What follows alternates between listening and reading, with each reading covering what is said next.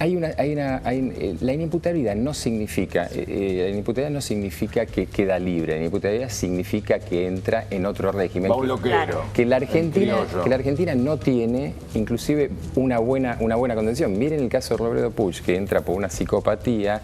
Dentro de ellos, dentro de la unidad, se descubre que en realidad que tiene una esquizofrenia paranoide. Sí, es un caso de un tipo que tendría que estar un loquero. Y no tiene un tratamiento adecuado. Pero hay loqueros carcelarios, digamos. El Melchor Romero, la unidad 30 en Capital.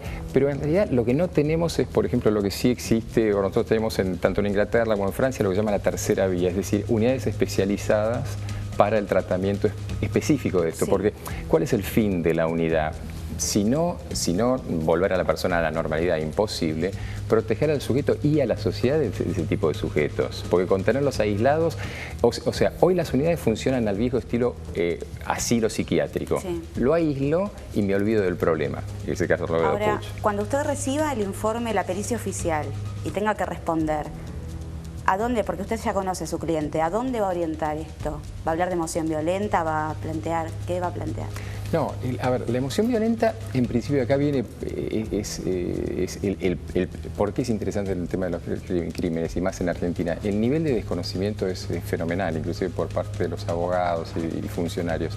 Emoción violenta no es una figura médica, es una figura legal.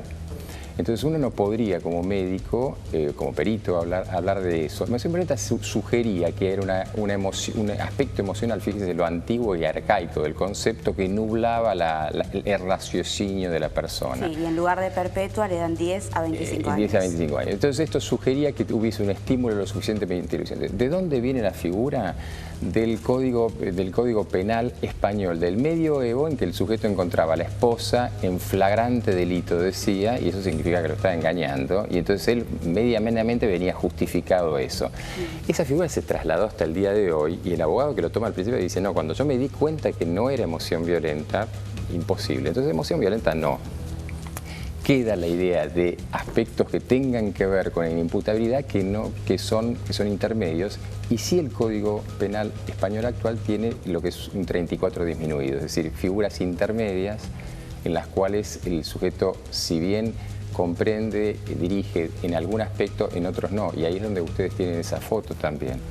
Todo el mundo está de acuerdo que en esa foto ese sujeto claramente no está. No está ahí. No está ahí.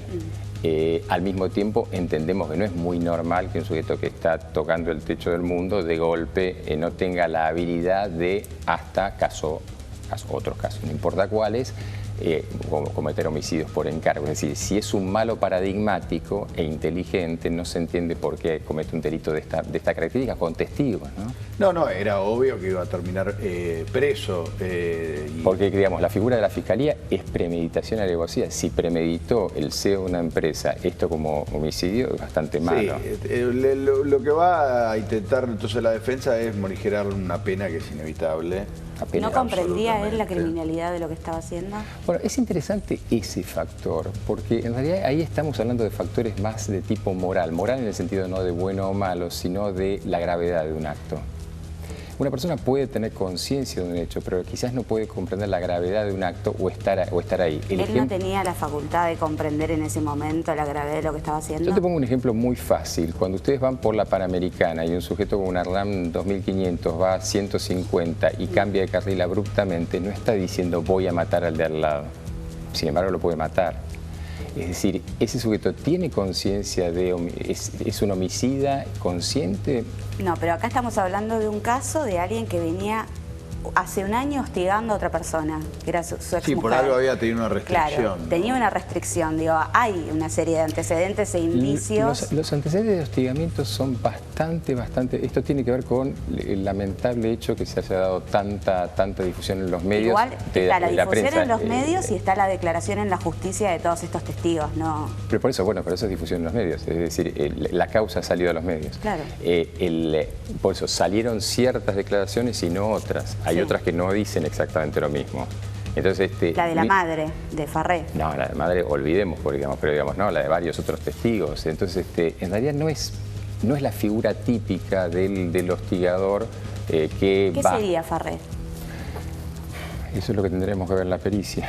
Eso es lo que tendremos que ver en la Pero pericia. hasta ahora con los elementos que tienen. No, la fiscal impidió que lo viera porque justamente porque supusieron algo que es bastante desagradable, que se lo iba a formar para que él respondiera. Y en realidad es imposible armar un inimputable.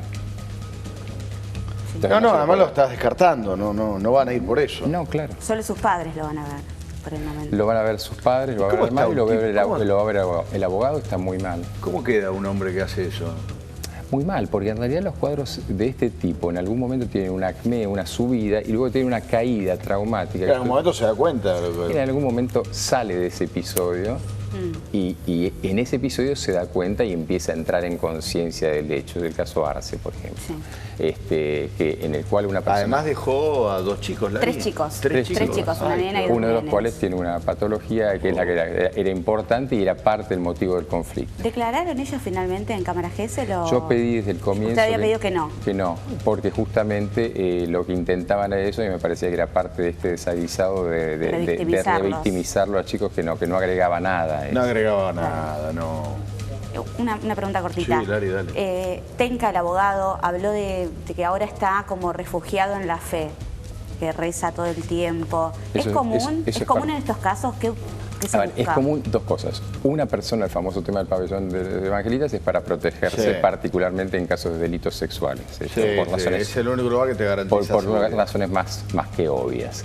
Ahora, en este caso es parte de lo que hace interesante el estudio y lamento no poderlo entrar porque en realidad aparentemente él está convencido de esto, lo cual es bastante extraño porque es una persona que previamente organizaba retiros espirituales católicos. Qué cosa. Entonces hay muchas cosas raras. Enrique, gracias. Por favor, ha sido sumamente valiosa la visita. Enrique de Rosa, psiquiatra, perito forense. Lari, un lujo, ¿eh? ¿Cuándo volvemos con esto? La semana que viene. ¿Una vez por semana? ¿Prometido? Prometido. Sin fallas, ¿eh? Gracias, Larisa Serrano.